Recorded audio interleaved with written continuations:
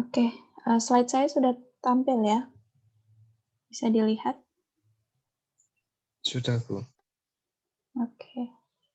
Yang lainnya, aktifkan kameranya ya, yang belum.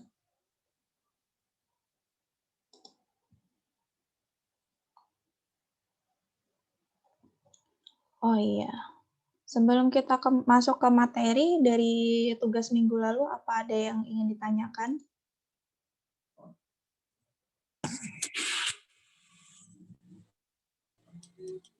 Sudah jelas semua ya, udah bisa semua ya bikin ERD. Relationship-nya gimana?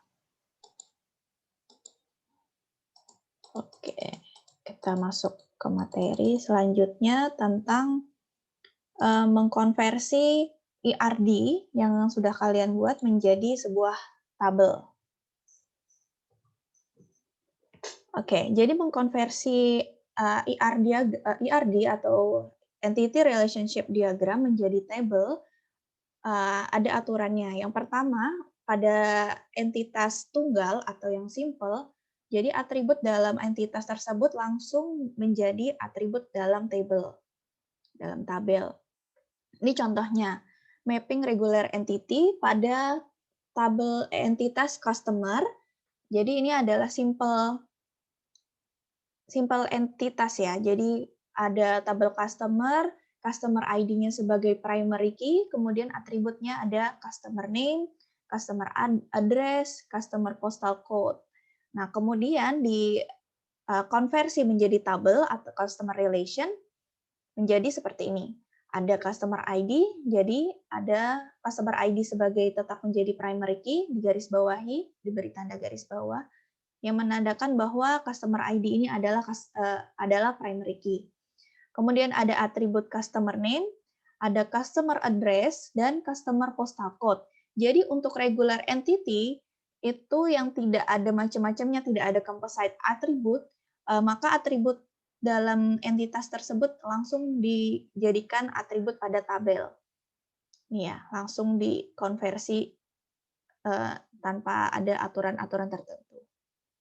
Kemudian, mapping entitas dengan atribut composite. Jadi atribut komposit kemarin itu sudah paham ya? Atribut komposit itu apa? Atribut yang masih harus dipilah-pilah lagi. Jadi ada atribut misalnya atribut nama, ada nama depan, nama belakang, nama tengah. Nah, seperti itu berarti itu adalah composite atribut. Nah, untuk composite atribut, mapping-nya hanya menggunakan komponen paling simple. Jadi komponen simpelnya atau komponen sederhananya itu yang akan dijadikan atribut dalam tabel. Untuk setiap entitas kuat atau superior entity, buat tabel baru, entitas kuat yang memasukkan semua atribut sederhana atau simple atribut. Pilih salah satu key atribut dari entitas kuat sebagai primary key-nya. Namun, jika key yang terpilih merupakan atribut composite atau composite, seluruh atribut sederhananya merupakan primary key. Oke, kita lihat contohnya pada entitas pegawai. Pada entitas pegawai, di sini ada beberapa atribut ya, ada nomor KTP, atribut nomor KTP, jenis kelamin, nama, alamat, dan gaji. Nah, di sini ada atribut nama yang merupakan composite atribut. Atribut nama ini dipisah-pisah lagi menjadi nama depan, inisial, dan nama belakang.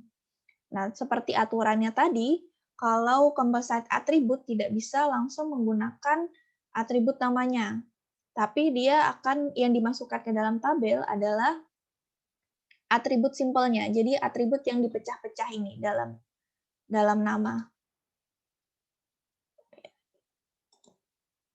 Nah, nih, jadi yang ditulis dalam tabel adalah nama depan, inisial, dan nama belakang. Kita lihat ini tabelnya. Tabel pegawai tetap yang menjadi primary key adalah nomor KTP.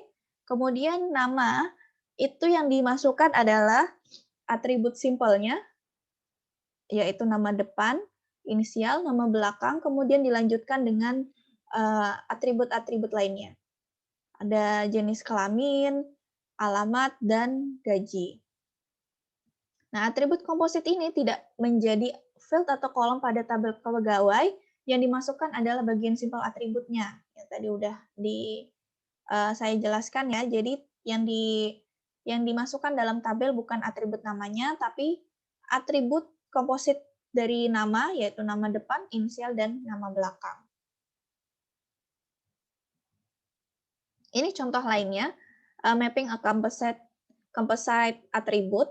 Dalam tabel customer, ada atribut customer ID sebagai primary key, kemudian ada customer name, customer address. Nah, customer address-nya ini yang merupakan atribut composite. Karena dalam customer address ini dipecah lagi menjadi customer street, customer city, dan customer state. Kemudian ada customer postal code.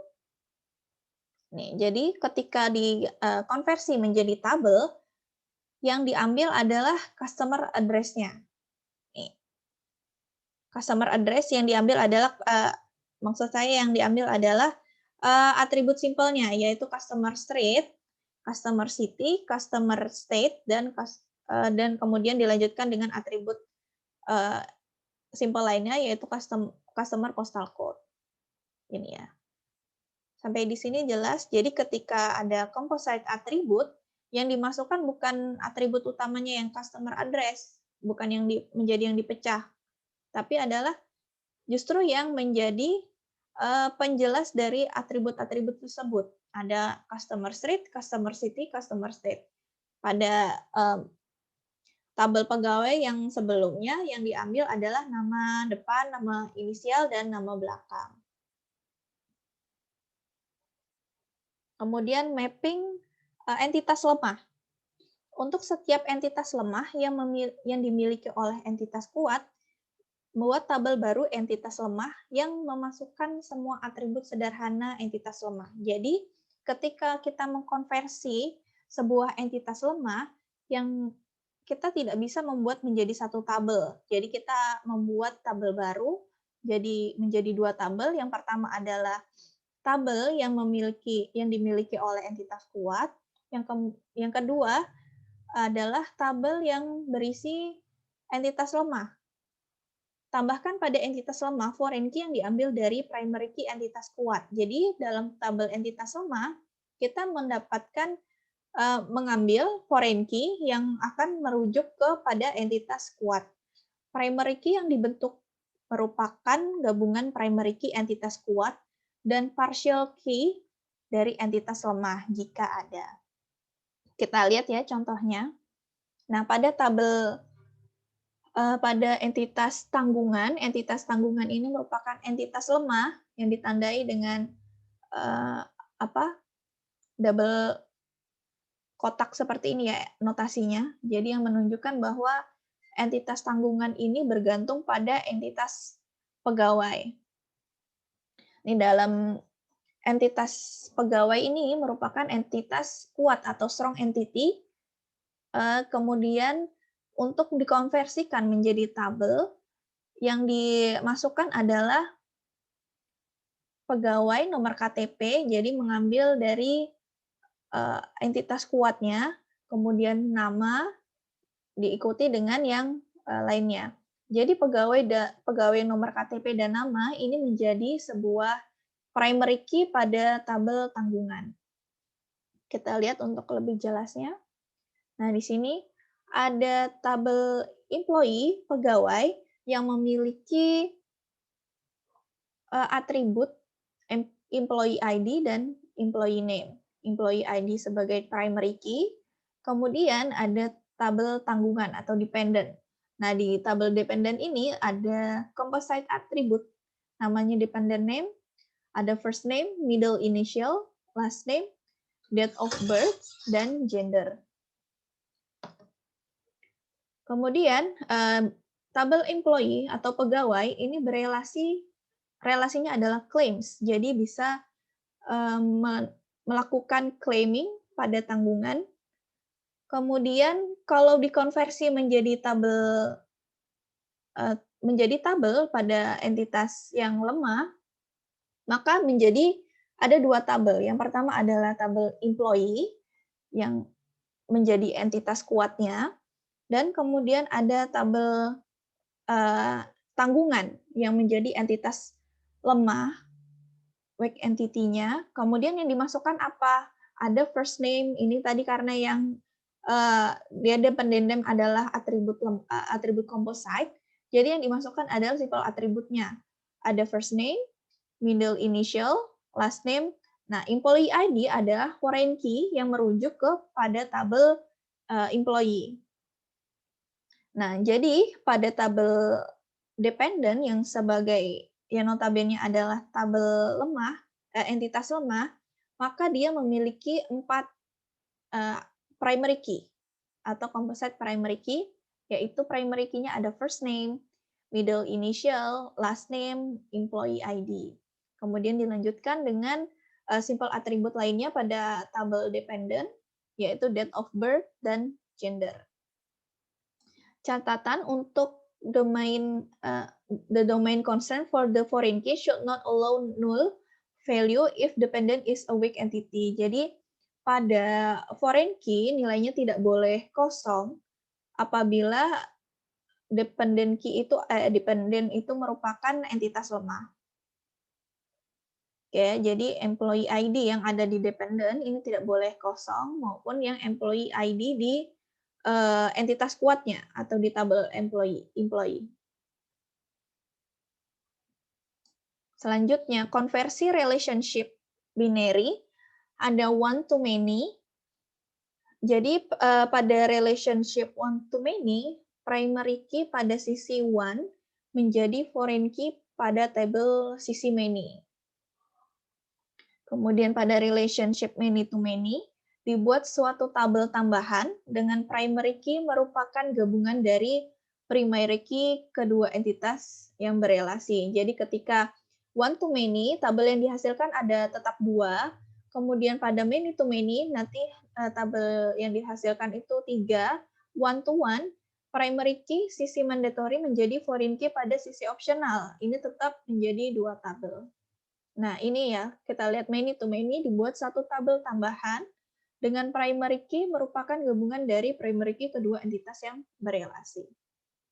Kita lihat contohnya di slide berikutnya. Nih, pada relasi one to one antara entitas kuat dan entitas kuat 1 dan entitas kuat 2, jika sama-sama merupakan partisipasi total, pilih salah satunya saja. Tambahkan semua simple atribut dari entitas yang lain. Kemudian, jika sama-sama merupakan partisipasi parsial, juga pilih salah satu. Dengan menambahkan foreign key pada primary key entitas yang lain. Selanjutnya, jika salah satu merupakan partisipasi total, pilih yang berpartisipasi total, kemudian tambahkan foreign key pada primary key entitas yang lain. Kemudian tambahkan semua simple atribut tersebut dalam relasi. Ini contohnya ada entitas pegawai yang merupakan entitas kuat dan entitas departemen yang juga entitas kuat. Nah, relasinya ada one to one dengan relasi mengepalai, kemudian dikonversi menjadi tabel. Tabelnya yang dimasukkan adalah pegawai nomor KTP kepala. Ini kolomnya yang dibentuk pada langkah-langkah sebelumnya. Jadi ada atribut-atribut yang dimasukkan pada masing-masing entitas.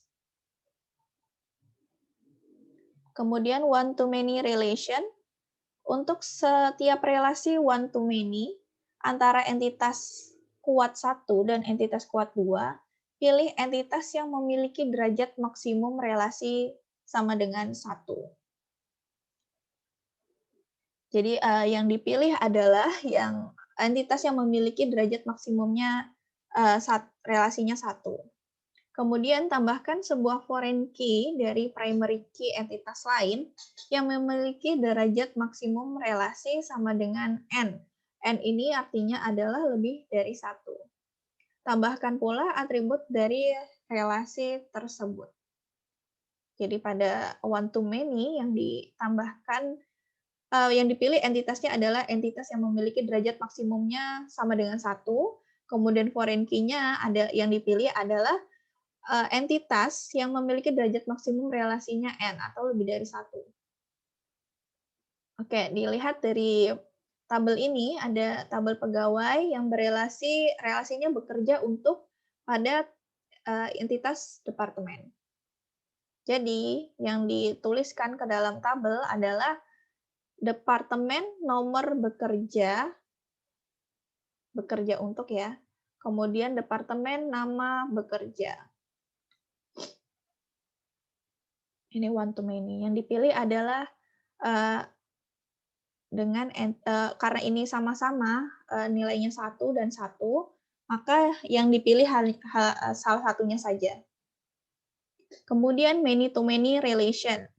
Untuk setiap relasi many to many antara entitas kuat 1 dan entitas kuat 2, buat tabel baru MN.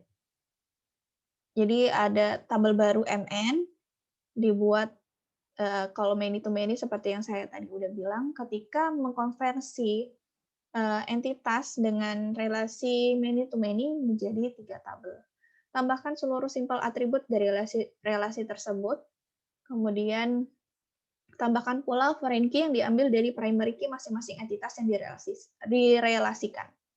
Kemudian primary key merupakan gabungan dari seluruh foreign key tersebut. Jadi foreign key-nya ada di tabel 1, ada di tabel 2, dan ini tabel 1 dan tabel 2 primary key pada tabel 1 dan tabel 2 itu menjadi primary key gabungan dari seluruh foreign key. Jadi misalnya tadi employee 1 pada employee ID pada entitas yang pertama, kemudian ada nomor KTP pada entitas kedua. Nah, itu digabung menjadi primary key gabungan dari seluruh foreign key-nya. Ini kita lihat contohnya pada entitas pegawai dan proyek. Relasinya adalah bekerja pada. Nah, ini yang dituliskan pegawai, nomor KTP, pro nomor, pro nama. Ini pro-nya ini maksudnya proyek. Ini jadi primary key-nya, kemudian lama jam ini sebagai atribut lainnya. Simpel atribut lainnya. Kemudian multi-value atribut. Untuk multi-value atribut, setiap multi-value atribut membuat tabel baru MV atau multi-value, ditambahkan seluruh simpel atributnya. Tambahkan pula sebagai foreign key, primary key dari entitas yang memiliki primary key merupakan gabungan dari seluruh field-nya. Kita lihat contohnya. Nah, untuk pada atribut multi-value ditandai dengan ini double, circle-nya double. Pada entitas proyek, yang merupakan multi-value atribut adalah lokasi. Kemudian di sini ada dua primary key, yaitu nama dan nomor. Kemudian ada jumlah pegawai, atribut simpel lainnya. Kemudian dikonversikan menjadi tabel, menjadi departemen nomor, departemen nama, dan lokasi. Ini berelasi dengan departemen. Ini contoh lainnya. Mapping an entity with a multi-value attribute. Jadi pada entitas A ada entitas employee, kemudian atributnya adalah employee ID, employee name, employee address, dan skill. Nah, atribut skill ini merupakan atribut multi-value yang ditandai dengan kurung kurawal, buka dan tutup. Kemudian ketika dikonversikan menjadi tabel, ini multi-value atribut dikonversi menjadi 2 tabel dengan foreign key. Jadi yang diambil adalah yang pertama tabel employee dengan keseluruhan, namun atribut skill tidak bisa masuk langsung ke tabel employee. Nah, kemudian tabel skill-nya itu menjadi foreign key pada tabel employee skill. Jadi ketika dibuat tabel baru dengan nama employee skill, Yang menjadi primary key adalah employee ID dan scale-nya yang berelasi dengan employee. Jadi ini menjadi one-to-many relationship between original entity and new relation. Ini relasi barunya, ini original entity-nya. Kita lihat lagi IRD perusahaan, ada entitas pegawai, departemen, proyek, dan tanggungan. Nah, di sini tanggungan merupakan entitas lemah. Ini lokasinya merupakan multi-value attribute. Oke, dan ini nama merupakan composite attribute. Nah, jadi langkah-langkah dalam mengkonversi tabel itu pada IRD perusahaan, studi kasusnya, yang pertama langkah pertama adalah mendefinisikan entitas kuat. Untuk pada tabel pegawai, entitas pegawai memiliki atribut nomor KTP, jenis kelamin, alamat, gaji, dan atribut kompositnya adalah nama, yaitu terbagi menjadi nama depan, inisial, dan nama belakang. Sehingga skema tabel pegawai adalah sebagai berikut. Jadi ketika yang lainnya adalah simple atribut, maka langsung dimasukkan. Ketika ada composite atribut, yang dimasukkan adalah simple atributnya. Bukan atribut namanya yang dimasukkan, tetapi ini simple atributnya.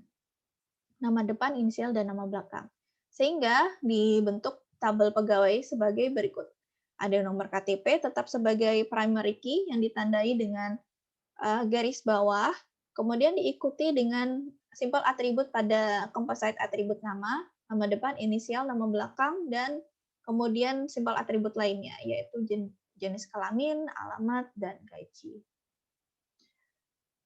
Begitu juga dengan tabel departemen. Tabel departemen ini memiliki atribut nomor, nama, jumlah pegawai, dan atribut multi-value. Lokasi yang bisa menjadi tabel lain yang mengacu ke tabel departemen. Nah, ini tadi yang udah dibahas sebelumnya. Jadi, ketika ada multi-value atribut, kita tidak bisa langsung menjadikan dia pada atribut tersebut dalam satu tabel entitas kuat. Jadi, menjadi satu entitas baru, tabel baru dengan foreign key yang merujuk ke entitas kuat.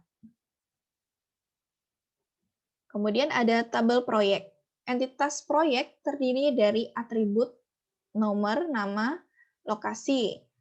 Kemudian skema dari tabel proyek sebagai berikut ini langsung ya, simple atribut, ada nomor, nama, dan lokasi. Primary key-nya ada dua, yaitu nomor dan nama. Kemudian dari tadi udah mendefinisikan entitas kuat, kemudian mendefinisikan entitas lemah. Tadi entitas lemahnya itu ada tabel tanggungan.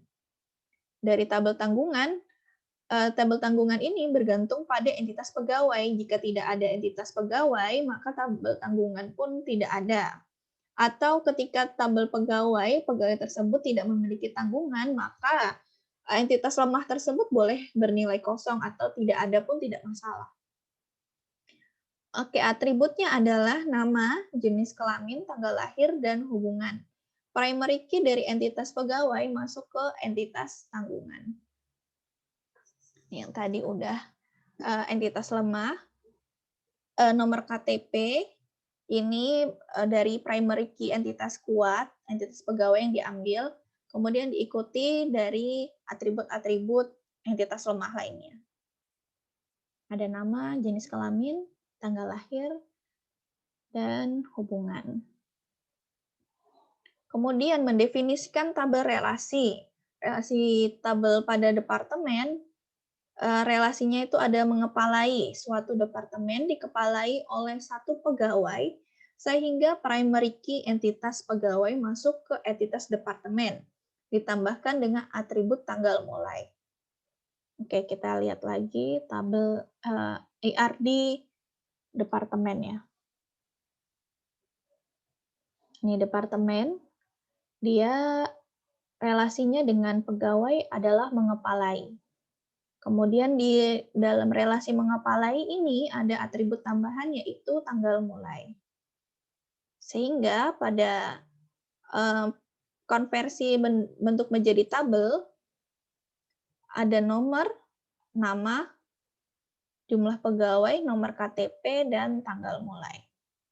Jadi nomor, nama, dan jumlah pegawai ini menjadi sebuah primary key pada entitas pegawai masuk ke departemen.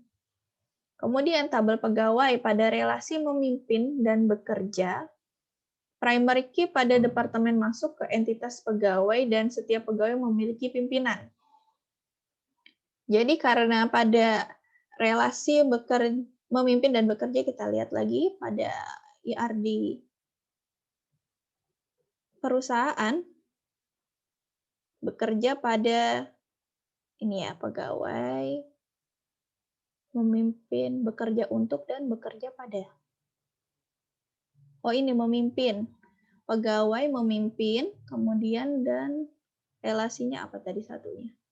Dan bekerja, ini memiliki primary key dari departemen masuk ke entitas pegawai, dan setiap pegawai memiliki pimpinan. Jadi setiap pegawai memiliki pimpinan, maka yang ditarik pada tabel pegawai pada relasi memimpin dan bekerja adalah nomor KTP pada primary key entitas pegawai. Nah, ini adalah nomor KTP pimpinan yang berelasi dengan entitas departemen. Kemudian ada departemen nomor dan departemen nama departemen. Kemudian ada tabel proyek. Berdasarkan relasi mengatur, maka primary key dari entitas departemen masuk ke entitas proyek.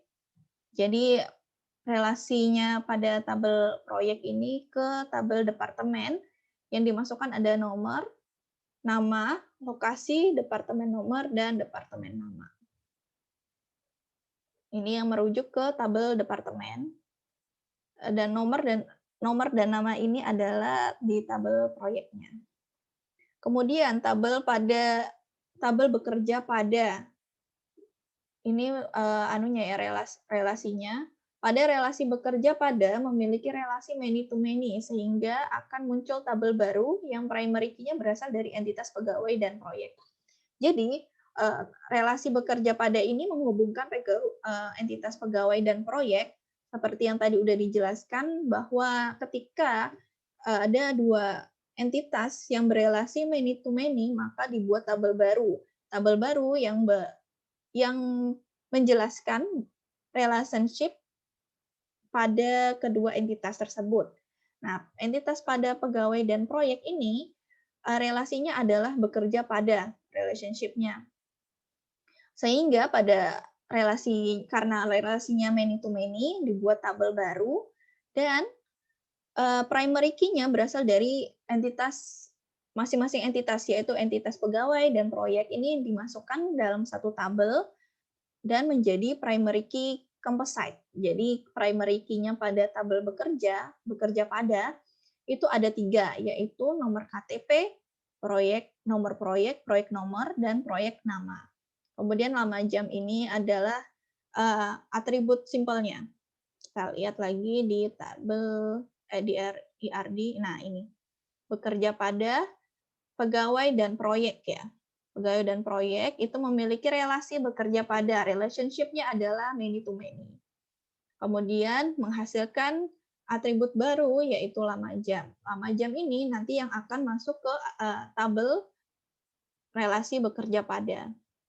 Karena dia many to many, jadi tidak bisa menjadi hanya 2 tabel, tapi menjadi satu tabel baru. Jadi ada 3 tabel. Yang pertama tabel pegawainya sendiri, tabel proyeknya itu sendiri, dan tabel bekerja pada. Nah, untuk primary key-nya yang diambil adalah nomor KTP, kemudian ada nomor, nama, kemudian dilanjutkan dengan sipil atribut pada relasi yang bekerja pada, yaitu lama jam. Gitu ya. Nah, kemudian ada tabel departemen lokasi. Dari atribut multi-value, lokasi akan dibuat tabel baru yang skemanya sebagai berikut. Nah, ini tabel departemen lokasi. Kita lihat lagi IRD-nya. Departemen lokasi. Ini ada lokasinya ini merupakan multi value. Jadi ketika multi value tidak bisa juga menjadi satu tabel gitu. Jadi ada ketika membuat IR di departemen, kita harus membuat tabel baru karena lokasi ini tidak merupakan multi value. Ketika mengkonversi menjadi tabel, menjadi 2 tabel. Yang pertama adalah tabel departemennya itu sendiri dengan primary key-nya, kemudian di tabel baru yaitu departemen underscore lokasi atau departemen lokasi, itu ditambahkan primary key dari entitas kuat, ditambahkan dengan departemen lokasinya ini sebagai atribut barunya. Kita lihat. Nah, ini. Departemen nomor, departemen nama, kemudian lokasi. Oke, sampai di sini ada yang ingin ditanyakan?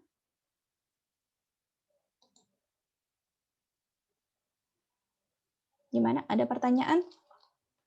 Setelah ini kita bahas tugas yang minggu lalu ya. Siapa yang ingin mempresentasikan?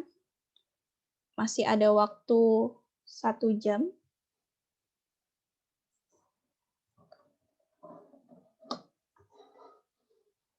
Ayo, siapa yang mau mempresentasikan? Tugasnya minggu lalu atau ada pertanyaan dari materi hari ini? Silakan. Namanya akan saya catat lagi. Yang ingin presentasi untuk tambahan nilai ketika nilai UAS atau UTS-nya kurang baik. Ada? Saya tunjuk ya. Tanggal 14. 2, 3, 4, 5, 6, 7, 8, 9, 10, 11, 12, 13, 14. Oke, siapa ini?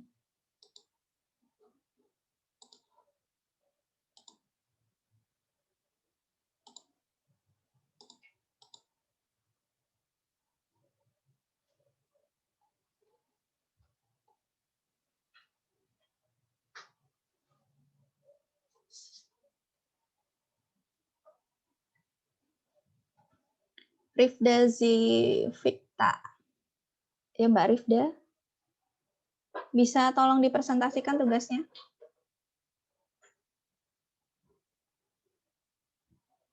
Mbak Rifda hadir?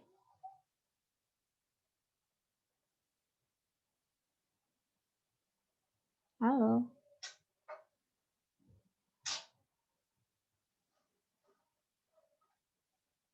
Mbak Rifda.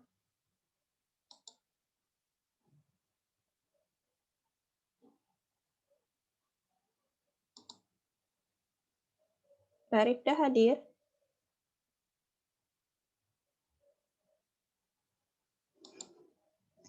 Nggak ada jawaban ya?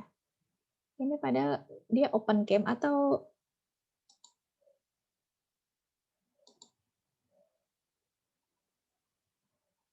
oke, yang lainnya. Bawahnya. Imam Khairul Zaini. Ada?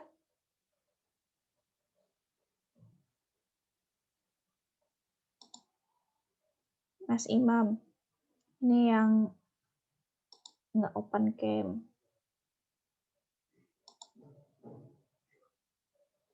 Oke, nggak ada ya? Oke, nggak ada yang mau nilai tambahan berarti. Atau ada yang mau volunteer?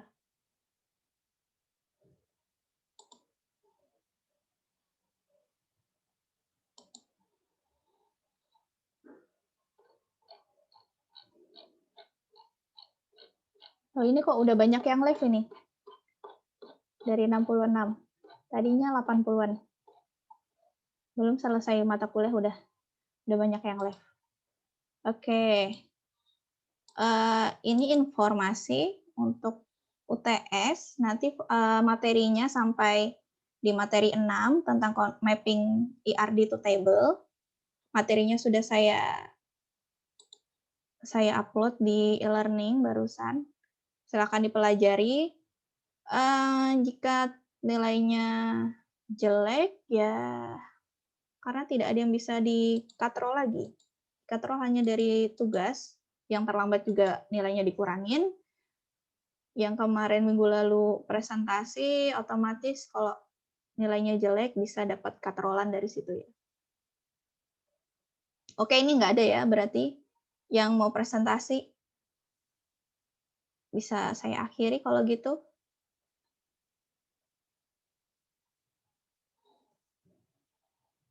Oke.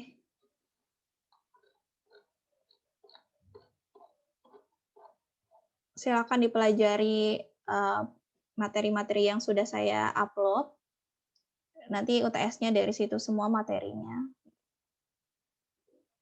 Kemungkinan pilihan ganda. Jadi ketika tidak mengumpulkannya telat atau mengerjakannya telat yang belum selesai, ya udah nggak bisa lagi untuk mengumpulkan ya. Tugas kemarin masih ada beberapa yang masih terlambat, kemudian email saya untuk diperhatikan bahwa tidak menerima email lagi ya. Untuk yang terlambat, ada beberapa orang. Oke, itu saja. Kalau misalnya nggak ada pertanyaan, silakan dipelajari, belajar mandiri untuk persiapan UTS. Atau UTS-nya udah ada jadwalnya? Gimana?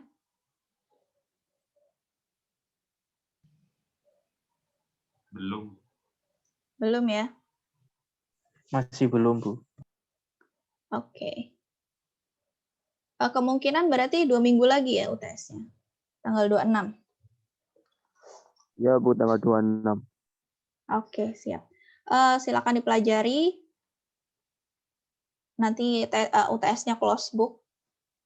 Waktunya terbatas, jadi harus benar-benar belajar. Kalau telat, udah nggak ada kesempatan lagi. Oke, diperhatikan ya untuk yang minggu lalu masih email saya. Mohon maaf, sudah tidak saya terima lagi tugasnya. Oke, demikian yang bisa saya sampaikan. Kurang lebihnya mohon maaf. Assalamualaikum warahmatullahi wabarakatuh.